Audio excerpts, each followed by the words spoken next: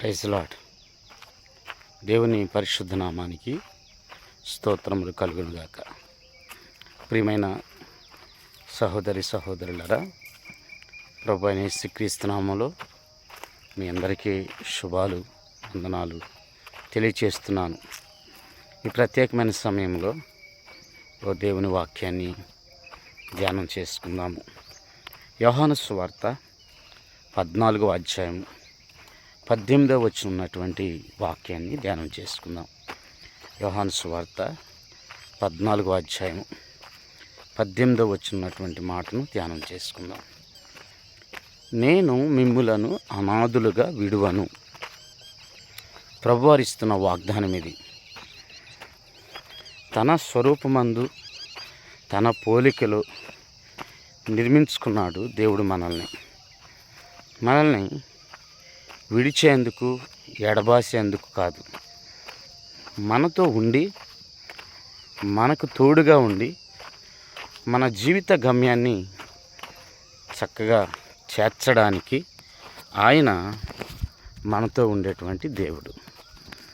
సహోదరులారా, ఈ వాక్యాన్ని బట్టి బైబిల్లో కొంతమంది భక్తుల జీవిత చరిత్రను జ్ఞాపకం చేసుకుంటే దేవుడిచ్చిన వాగ్దానం నెరవేరేదని, తప్పక ఆయన నెరవేర్చుతాడని, మాట ఇస్తే వెనుతిరిగి చూడడని ఈ వాక్యాన్ని మనం ధ్యానం చేస్తే అర్థమవుద్ది. అవును, ఆయన తన పిల్లలను కానీ తన విశ్వాసులను కానీ అనాథులుగా విడిచిపెట్టడు. ఆయన మనతోనే ఉంటాడు. బైబిల్లో భక్తుల చరిత్రను జ్ఞాపకం చేసుకుంటే, ఆనాడు మన పితరుడైన యాకోబు తన మామ ఇంటికి వెళ్ళేటప్పుడు ఆ రాత్రి అరణ్యంలో ఒంటరిగా పండుకున్న యాకోబుకి దర్శనంలో దేవుడు ప్రత్యక్షమయ్యి ఆకాశానికి భూమికి మధ్యన ఒక నిచ్చెన వేసి దాని మీద దేవదూతలు ఎక్కుతూ దిగుతూ యాకోబుకి తోడుగా ఉన్నారు. వాస్తవానికి యాకోబు భక్తునికి తల్లిదండ్రులు ఉన్నారు, అన్న ఉన్నాడు. కానీ ఆ సందర్భంలో అతడు ఒంటరి అయిపోయిన ఆయనను, యాకోబుని దేవుడు విడిచిపెట్టల. అలాగే బైబిల్లో హాగర్ గురించి మనం ఆలోచిస్తే, వాళ్ళు తండ్రి కొడుకు అరణ్యం పాలైపోయారు. దేవుని దూత ప్రత్యక్షమయ్యి, హాగరు, ఇదిగో నీ కళ్ళు తెరువు, నీటి ఓట నీ ఎదుటే ఉంటుంది, నీవు నీ బిడ్డ తాగి బ్రతకమని దేవుడు అనాథులైపోయినటువంటి హాగర్ని, ఇష్మాయిల్ని దర్శించి నీటి ఓటనిచ్చాడు. అలాగే ప్రియులారా, క్రొత్త నిబంధనలోకి వస్తే పేతురు అనబడినటువంటి ఆయన శిష్యుడు చెరసాల్లో ఒంటరిగా ఉన్నప్పుడు ఆయన విడిచిపెట్టలా. తన దూతను పంపి చెరసాల యొక్క తలుపులు తెరచి పేతురుని చెరసాల నుంచి బయటికి రప్పించాడు. అలాగే పౌలు శీలలో చెరసాల్లో బంధించబడినప్పుడు దేవుడు వారికి తోడుగా ఉండి చెరసాల పునాదులను బద్దలు చేశాడు. అలాగే అన్నల చేత అమ్మబడి బానిసగా వెళ్ళి చెరలో వేయబడ్డ భక్తుడైన యోసేపు ఒంటరిగా ఉన్నప్పుడు దేవుడు అతను వదిలిపెట్టల. దేవుడు అతనికి సహాయం చేశాడు. దేవుడు అతనికి తోడుగా ఉండి అతను చేయనిదంతయు సఫలమయ్యేటట్టుగా దేవుడు చేశాడు. ఒక్కడికెళ్ళిన యోసేపు కొన్ని లక్షల మంది ఇశ్రాయేలీలు ఐగుప్తు దేశంలో స్థిరపడ్డారు. సహోదరి సహోదరులారా, ఈ వాక్యాన్ని, వీడియోని చూస్తున్న దేవుని పిల్లారా, మీలో ఎవరైనా ఒంటరితనాన్ని అనుభవిస్తున్నారా? అనాథులుగా ఉన్నామనే భావనతో ఉన్నారా? Don't feel. దయచేసి మీరు బాధపడకండి. మీతోనే చెప్తున్నాడు దేవుడు, నేను మిమ్మలను అనాథులుగా విడువను అని ప్రభు సెలవిస్తుండగా నీకు భయం ఏంటి?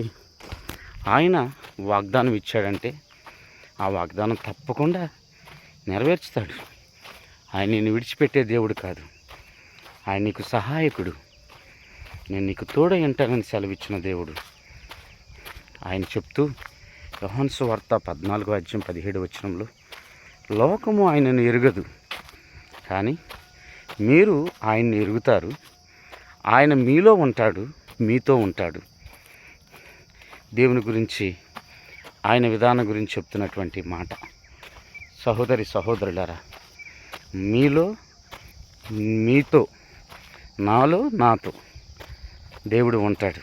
ఆయన ఉన్నవాడు అనువాడు, నీకు తోడుగా ఉంటాడు. ఆయన నిన్ను సంరక్షిస్తాడు, నిన్ను పోషిస్తాడు. ఆయన బిడ్డలను ఎడబాయడు, ఆయన బిడ్డలను విడిచిపెట్టడు, అనాథులుగా విడిచిపెట్టడు ఆయన. సహోదరి సహోదరుడా, ఒంటరిగా ఫీల్ అవుతున్నావా? దేవుడు ఉన్నాడనే విశ్వాసాన్ని హృదయంలో ఉంచు.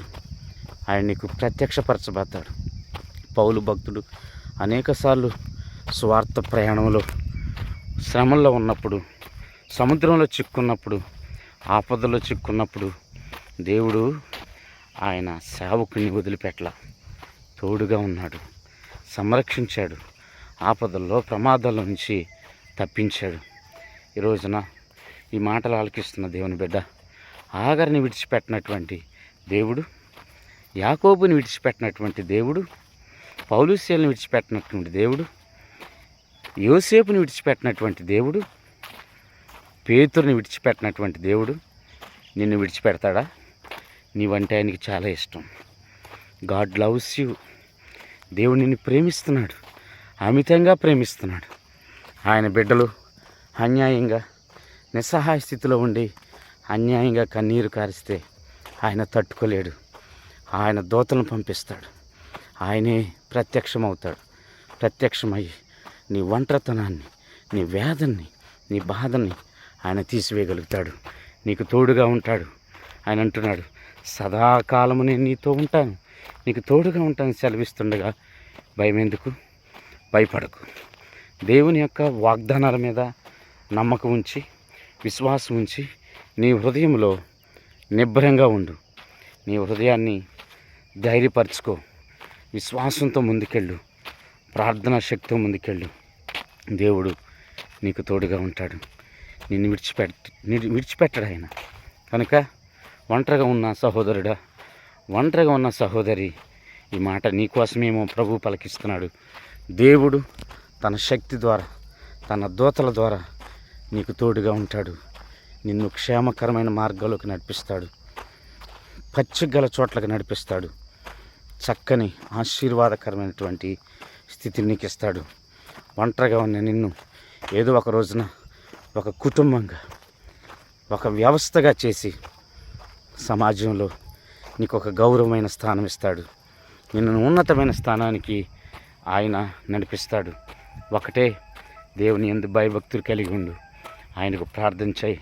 కష్టమైన నష్టమైన ఆయన విడిచిపెట్టబాకు. దేవుడు తోడు నీకు ఎల్లవేళలా ఉండునుగాక. Amen, amen, amen. God bless you. Praise the Lord. Thank you so much.